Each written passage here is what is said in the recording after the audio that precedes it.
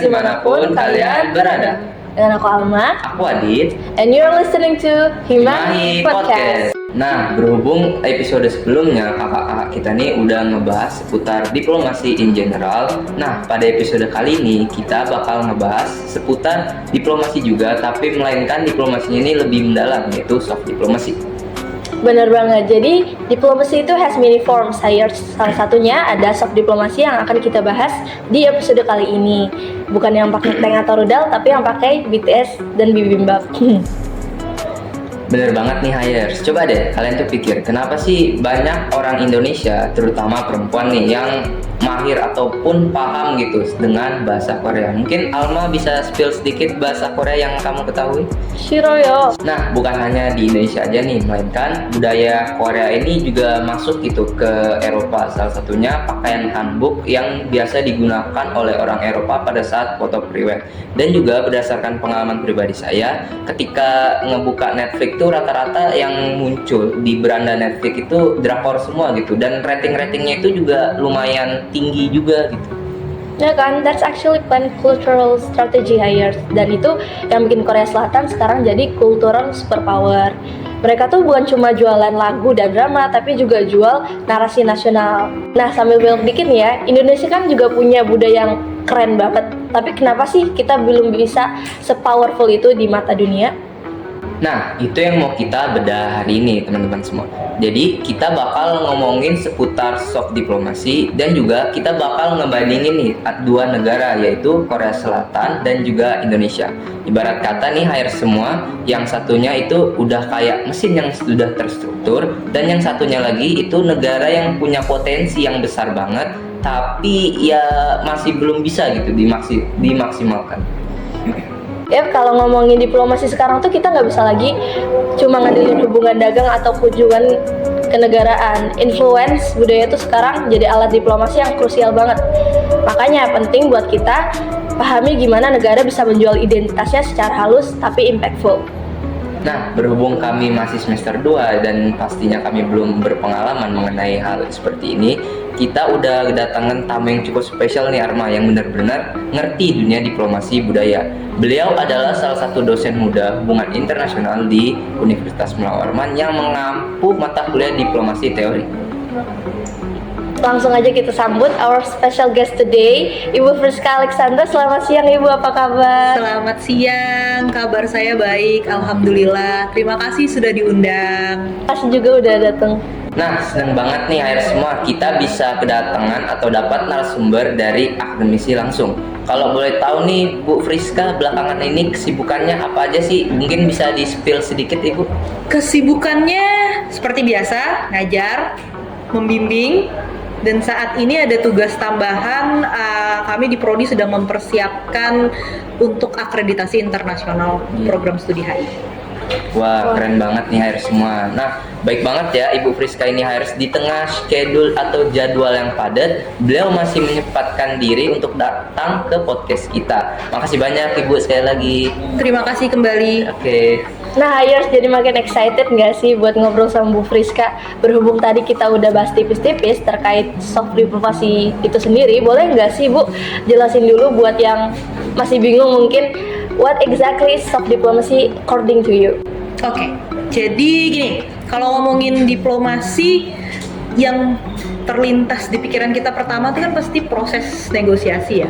Jadi kalau dibagi sebenarnya diplomasi itu ada dua jenis, ada yang hard approach, ada yang soft approach. Nah, hard approach ini nih yang paling tradisional, yang paling konvensional, mulai dari negosiasi, penggunaan kekuatan militer dan lain sebagainya. Soft diplomasi ini berkembangnya pasca Perang Dingin, di era globalisasi, di era kemajuan teknologi, berkembanglah soft approach diplomasi. Bentuknya yang paling umum adalah diplomasi publik. Nanti dari diplomasi publik tuh banyak tuh turunannya, gastrodiplomasi, diplomasi budaya, sports diplomasi, dan lain sebagainya, seperti yang dilakukan oleh Korea gitu. Jadi makin banyak orang suka budaya sebuah negara, makin tinggi juga peluang negara itu punya pengaruh global. Betul. Jadi kalau kita melihat contoh Korea Selatan itu siapa sih kalau kita ngomongin negara di Asia Timur ya? Asia Timur tuh negara yang powerful sudah pasti Tiongkok. Yang nomor 2-nya adalah Jepang. Jepang sebelum se-powerful sekarang, dulu ketika Perang Dunia Kedua, mereka tuh kan sempat dimusuhi ya, karena dianggap penjahat perang. Salah satu strateginya Jepang tuh menggunakan diplomasi publik yang kita kenal sekarang dengan manga, anime. Sebelum kita mengenal budaya Korea, dulu kan kita 90-an itu budayanya budaya Jepang. Nah sekarang Korea tuh mengikuti apa yang dilakukan oleh Jepang. Meskipun awalnya kalau di Korea pemerintahnya tidak langsung menyusun strategi diplomasi publik seperti yang dilakukan oleh Jepang, tapi mencontoh apa yang dilakukan Jepang dan juga Korea. Memang benar melalui diplomasi publik mereka saat ini negaranya jauh lebih dikenal dan saat ini bargaining positions negaranya itu menjadi meningkat. Oh begitu, jadi Jepang itu jadi contohnya Korea Selatan sendiri. Untuk di Asia Timur sebenarnya sebelum Korea lebih dulu Jepang. Padahal dulu sempat dijajah ya.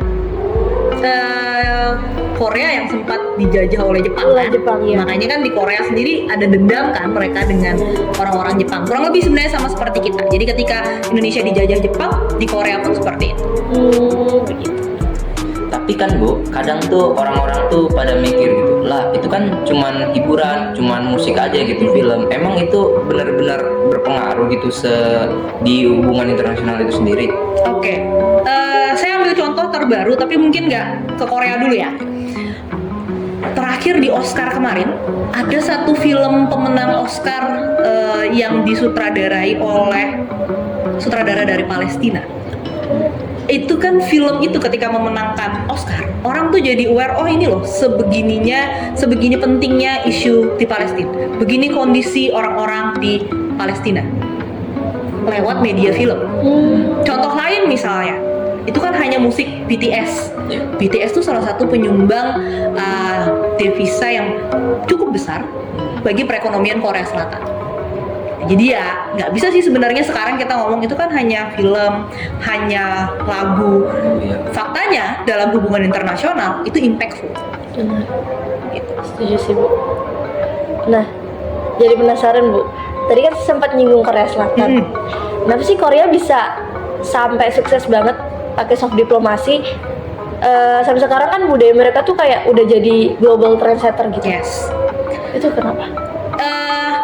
Saya ngomong sejarahnya dulu ya. Jadi tadi di awal saya bilang Korea tuh beda dengan Jepang. Kalau Jepang memang setelah pasca Perang Dunia Kedua, pemerintahnya tuh udah bikin strategi untuk diplomasi publiknya Jepang. Korea nggak gitu. Jadi Korea itu, kalau kalian following K-pop, sekarang K-pop udah gen berapa sih? Gen 4 ya? 5. Udah gen 5? Iya. Ya, ketahuan saya tuanya ya berarti. Tapi gini, sekarang kan K-pop udah gen 5 nih. Idol gen 1 kalian kenal nggak? Alma mungkin TOP TOP member Big Bang, HOT, SAS. Nah, Gen 1 idol K-pop itu dulu belum diplot seperti BTS kemarin. Jadi betul-betul memang Gen 1 idol K-pop itu untuk marketing bisnis. Kemudian pemerintah Korea melihat ada potensi nih.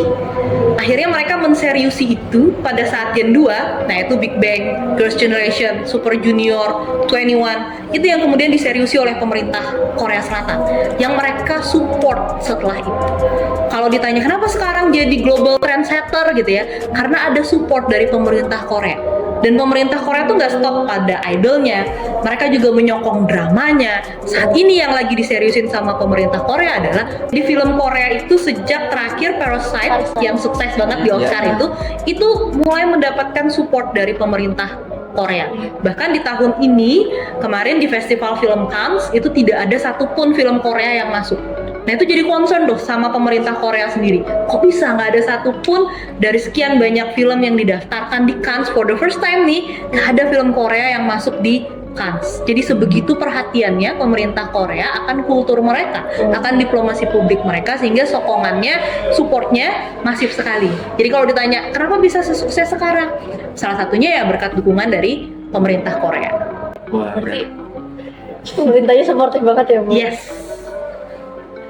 berarti bisa dibilang pemerintah Korea ini mereka melihat peluang gitu Bu, bahwasannya Korea ini memiliki peluang untuk bisa menguasai hubungan internasional itu sendiri seperti musik dan juga film yang Ibu sempat singgung kemarin.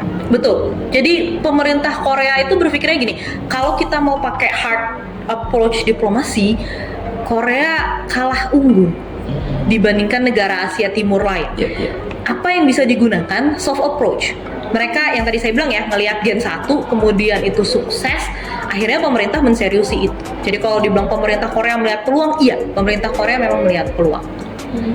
Wah, pantas ya Bu. Makanya produk mereka tuh bisa dibilang bisa diterima di mana-mana karena ya itu tadi, yaitu pemerintahnya melihat peluang untuk bisa memasukkan budaya mereka ke dunia. Nah, kalau dipikir-pikir nih Bu, budaya kita kan juga kaya banget nih. Tapi kenapa sih kita belum bisa se-booming Korea? Mungkin dari Ibu ada jawab? Jawaban paling sederhananya karena belum ada perhatian yang khusus yang diberikan pemerintah untuk budaya kita. Jadi apa ya? Pemerintah Indonesia itu banyak terbentukan oleh aktor-aktor non negara. Contoh misalnya batik. Ya oke, udah jadi Hari Batik Nasional. Tapi kan belum diseriusin. Itu yang pertama. Film. Ya film-film kita banyak yang oke-oke. Tapi dukungan dari pemerintah juga belum masif. Musik nih lagi, kalau saya ngelihat industri musik Indonesia ini lagi riuh sendiri ya di internalnya, masalah hak cipta kemarin dan lain sebagainya gitu. Atau kemudian bentuk soft diplomasi lain, gastrodiplomasi misalnya, diplomasi melalui makanan. Kita pun juga belum serius. Kalau kalian melihat di Korea misalnya, Korea itu sesederhana setiap kalian, kita gini deh, kita tahu makanan Korea paling dasar dari mana? Dari nonton K-drama kan? Setiap adegan di K-drama pasti ada adegan mereka makan. Dan mereka makan tuh beneran makan.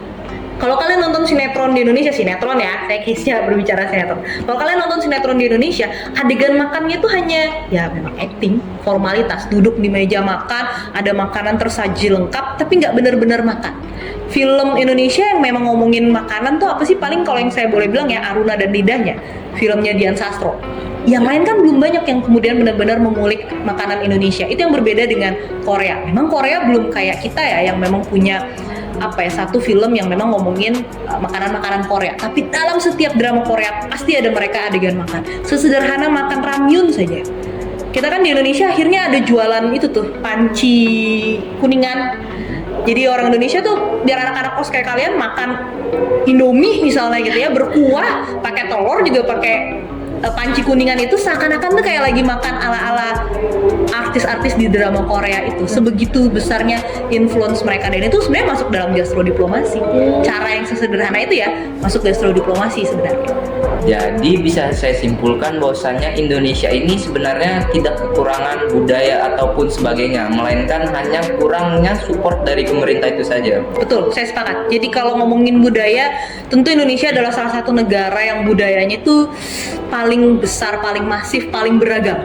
Tinggal bagaimana kemudian pemerintah itu mau mensupport agar kita bisa meniru apa yang dilakukan oleh Korea. Sedih sih dengernya. Mungkin kita juga perlu packaging yang lebih kekinian gitu ya Bu.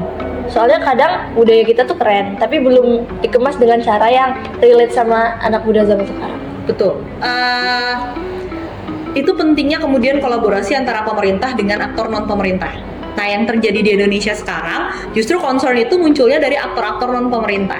Kayak misalnya gastrodiplomasi, itu justru yang banyak memperkenalkan makanan-makanan itu adalah diaspora-diaspora kita di luar negeri.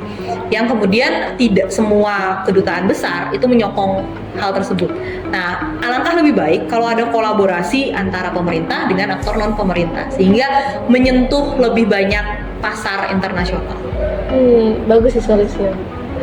Kalau kita bandingin langsung Bu, emang apa aja sih bedanya strategi Korea Selatan sama Indonesia dalam menjalani soft diplomasi ini? Oke. Tadi sudah saya singgung ya bahwa Korea itu disokong oleh pemerintahnya, dan Korea itu juga strateginya satu persatu. Gak semua mau dilakuin oleh mereka. Mereka mulai dari K-pop idolnya dulu, mereka mulai dari K-drama dulu. Setelah ini sudah mulai mencuat, disisipilah kemudian makanan di dalam K-drama.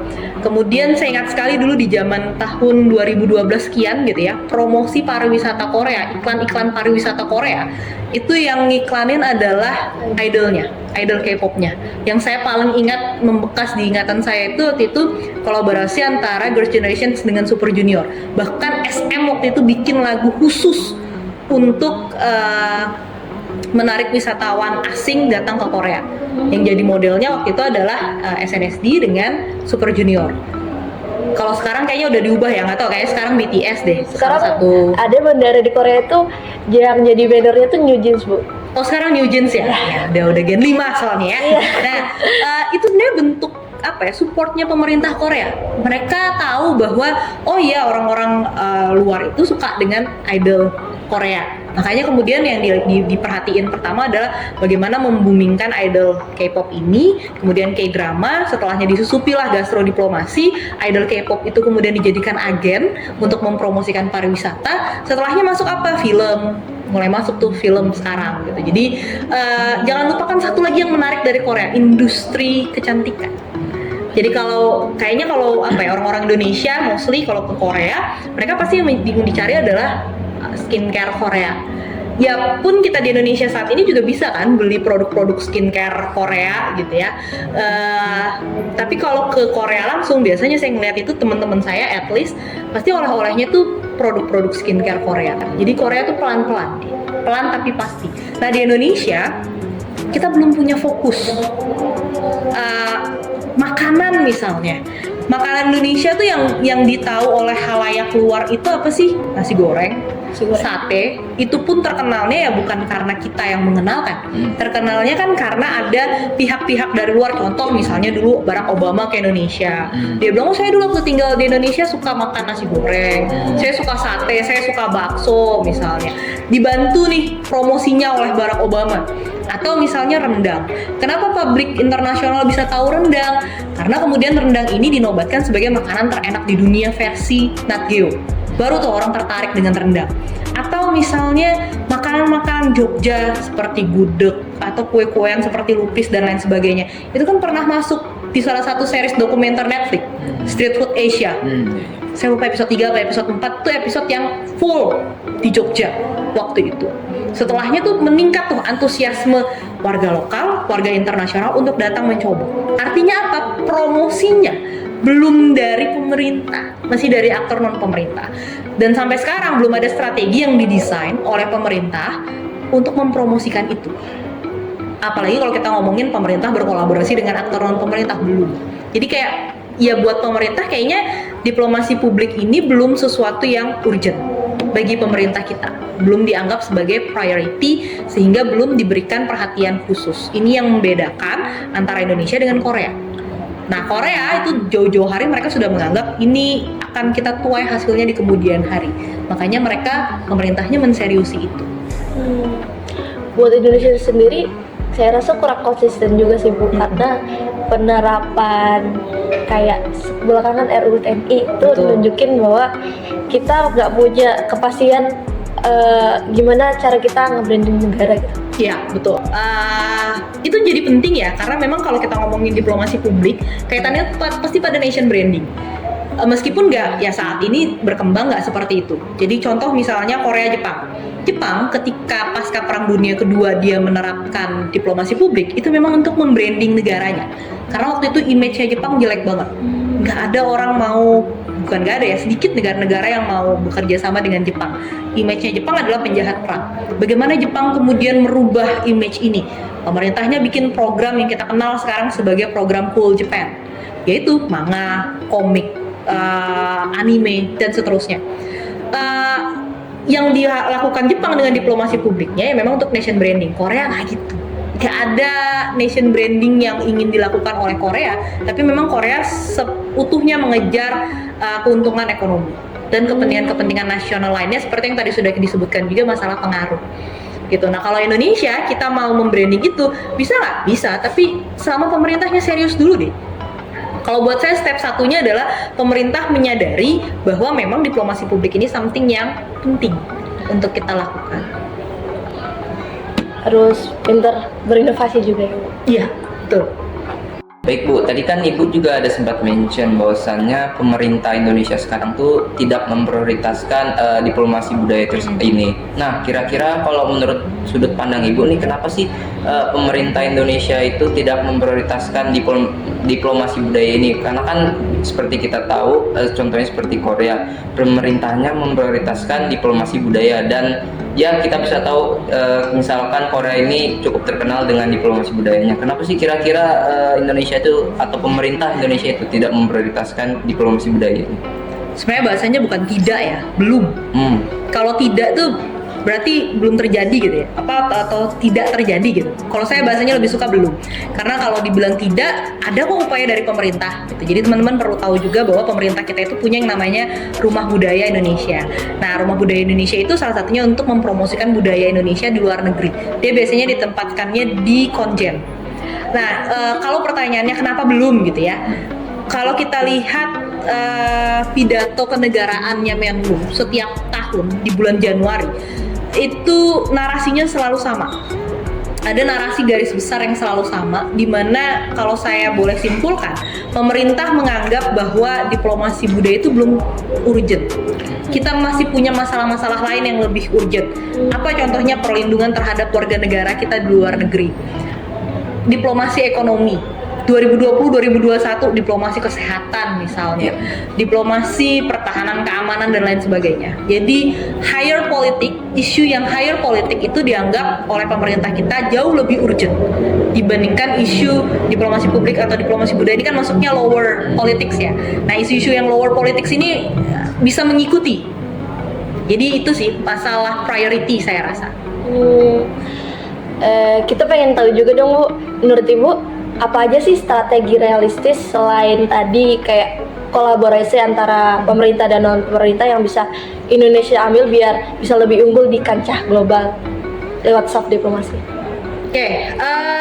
Kalau pemerintah Indonesia ingin menseriusi, yang pertama pasti sudah perlu ada strategi, dan yang kedua yang paling penting juga aktor yang menjalankan siapa dari pemerintah. Jangan sampai ada tumpang tindih kewenangan. Kan kita tahu ada Kementerian Luar Negeri, ada Kementerian Kebudayaan. Dulu Kementerian Kebudayaan gabung dengan Kementerian Pendidikan, sekarang dipisah gitu ya. Kalau kemudian kita menseriusi diplomasi publik, ini akan berada di kewenangannya siapa? Kewenangan Kementerian Luar Negeri kah atau Kementerian Kebudayaan? Saya ngomong gini karena ngelihat contoh Rumah Budaya tadi.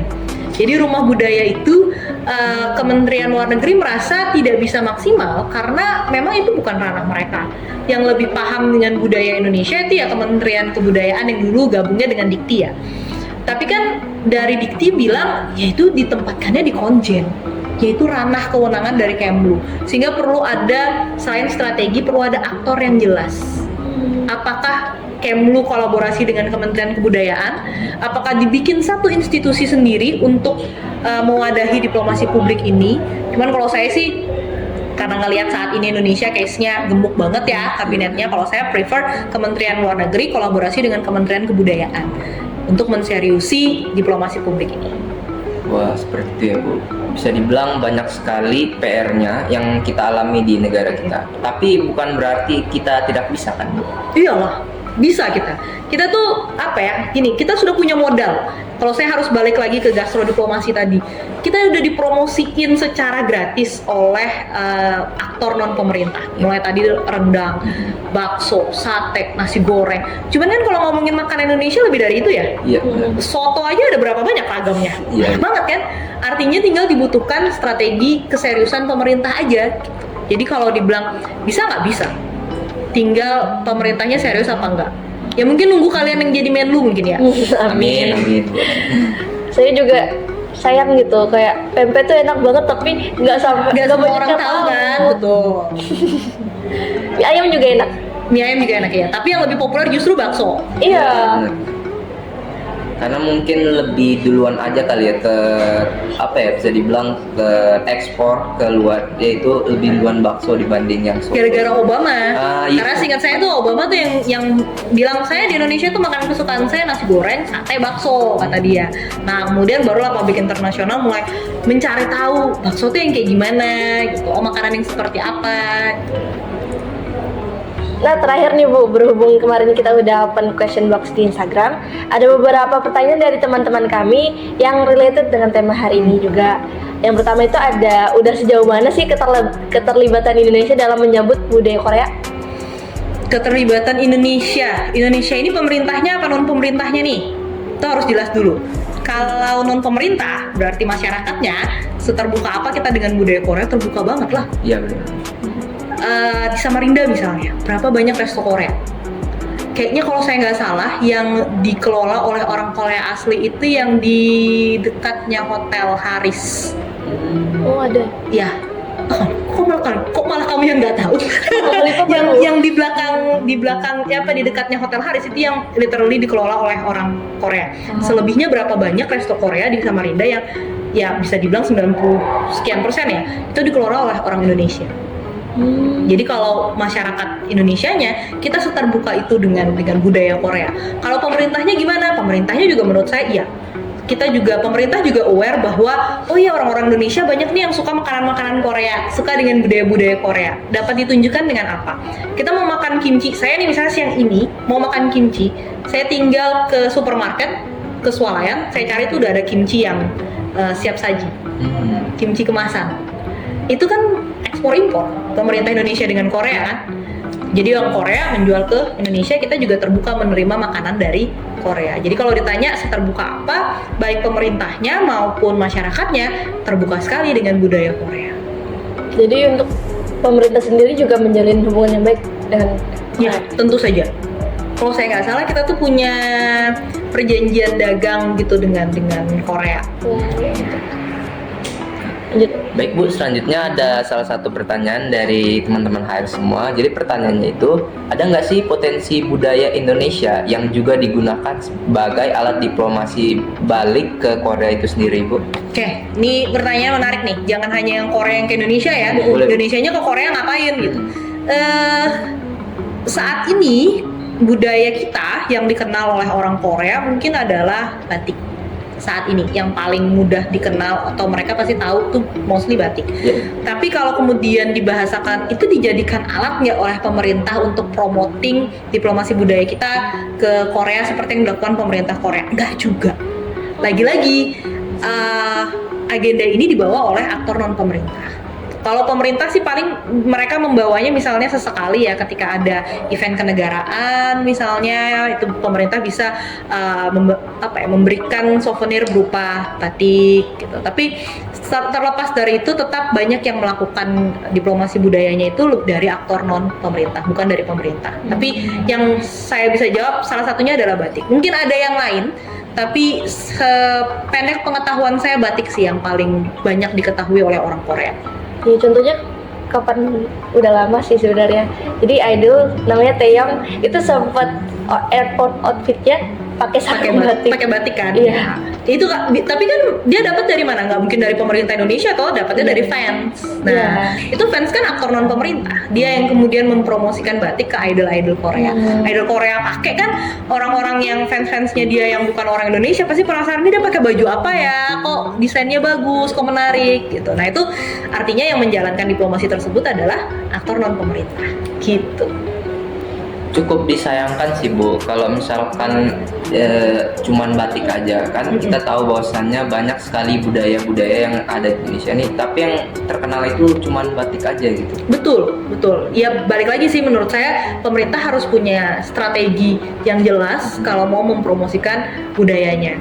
Dan setelah ada strategi harus tahu dulu budaya yang mau kita up duluan apa. Oke, misalnya batik udah banyak dikenal orang, kita bisa seriusin nih batik biar orang kalau ngelihat batik udah langsung kepikir ke Indonesia. Kalau misalnya orang pengen ngelihat bagaimana cara membatik, itu bisa memperkaya wisatawan untuk datang either ke Jawa Tengah atau ke Jawa Timur misalnya gitu.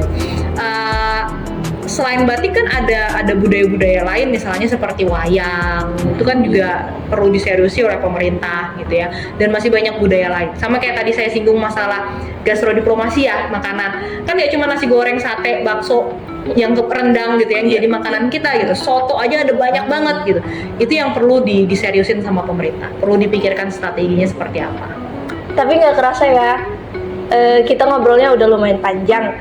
Padahal rasanya masih pengen gali lebih banyak lagi soal strategi budaya dan diplomasi ini. Setuju sih. Tapi sebelumnya thank you banget ini buat Ibu Friska yang udah mau nemenin kita berdua untuk bisa sharing-sharing juga tentang insight-insight yang luar biasa. Jadi semoga setelah dengerin episode kali ini, teman-teman semua atau hire semua ini bisa makin peka gitu sama bagaimana budaya yang ternyata bisa kita jadikan kekuatan politik juga. Seperti itu. Nah, jadi don't forget diplomacy is everywhere, even in your playlist. Sampai jumpa di episode selanjutnya, Hires. Dadah!